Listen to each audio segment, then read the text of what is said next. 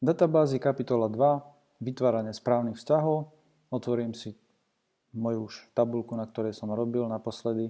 Podotýkam, tu sa vám budú zobrazovať. No a pozriem si cez databázové nástroje, že ako to tu mám. Čiže dáme vzťahy, dá sa to takto.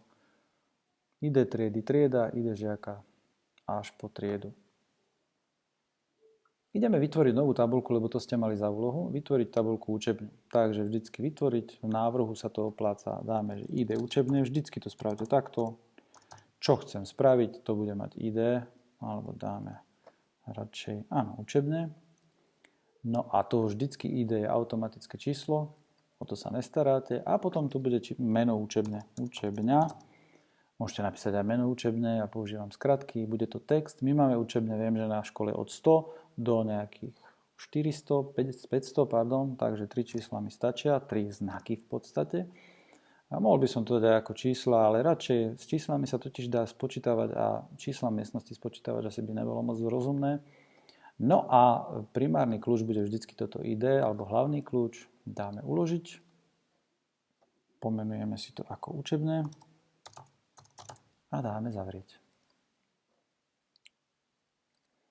Vo vzťahoch, vidím, že tu mám ešte vzťahy, nemám tú tabuľku, lebo teraz som ho vytvoril cez pravé tlačítko, dám zobraziť tabuľku, zobrazím si tabuľku učebné, dám pridať, zavrieť.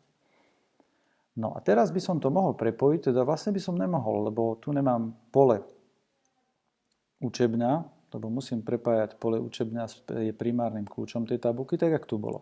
Žiak je v nejakej triede a prepájam to pole trieda s ním. Lenže toto sa dá takto urobiť len keď si uvedomujete.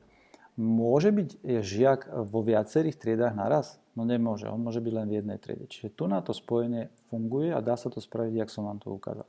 Ale teraz sa pýtam, môže byť jedna trieda len v jednej učebni? My vieme, že nie, lebo máme párny týždeň, nepárny týždeň a treba z jeden deň nepárneho týždňa ste v úplne inej učebni. Čiže jedna trieda môže byť vo viacerých učebniach, ale logicky aj v jednej učebni môže byť viac tried.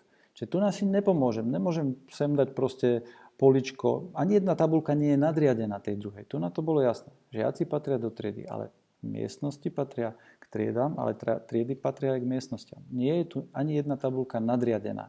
To keď si uvedomíte, tak viete, že treba vytvoriť, a to si ukážeme teraz, medzitabuľku, ktorá bude spájať tieto dva a ktorá bude obsahovať len tieto dva primárne kľúče. Čiže vytvorím novú tabuľku, návrh tabuľky a dám, že ID učebne a ID triedy.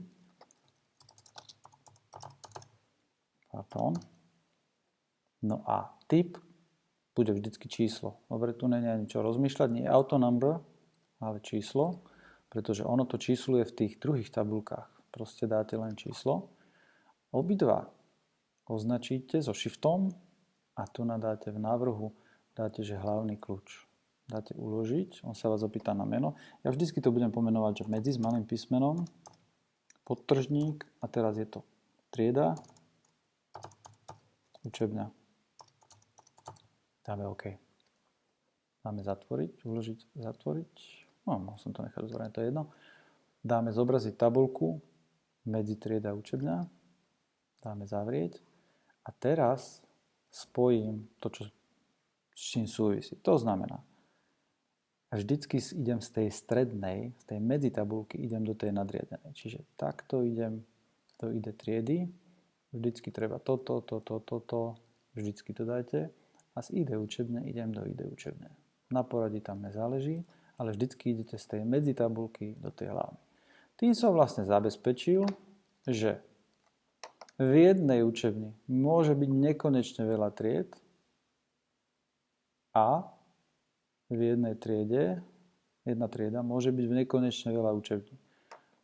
Toto je druhý typ spojenia, ktorý fakt si musíte uvedomiť, že keď idem spájať dve tabulky, že či jedna z tých tabuliek je nadriadená druhej a tým pádom môžete urobiť tak, že do tej podriadenej napíšete to isté slovo, ktoré je tu a prepojíte to isté slovo s primárnym kľúčom a vznikne vám jedna ku nekonečno.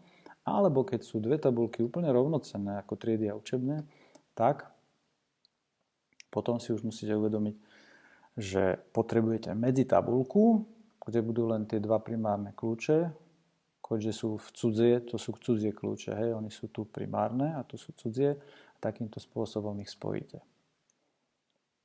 Dáme uložiť.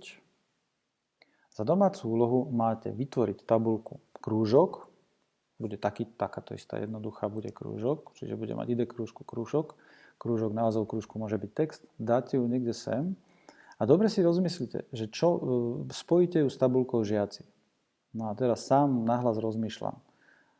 Môže byť jeden žiak vo viacerých krúžkoch? Ja chcem od vás, aby ste to spravili. Takže áno, môže byť vo viacerých krúžkoch. A je v jednom krúžku viac žiakov? Áno. Čiže logicky si odpovedzte na otázku. Bude tabuľka krúžok nadriadená alebo podriadená žiakovi, alebo budú rovnocenné? A v prípade, že budú rovnocenné, treba vytvoriť takúto medzitabuľku. Skúste vlastný návrh a screenshot mi pošlete.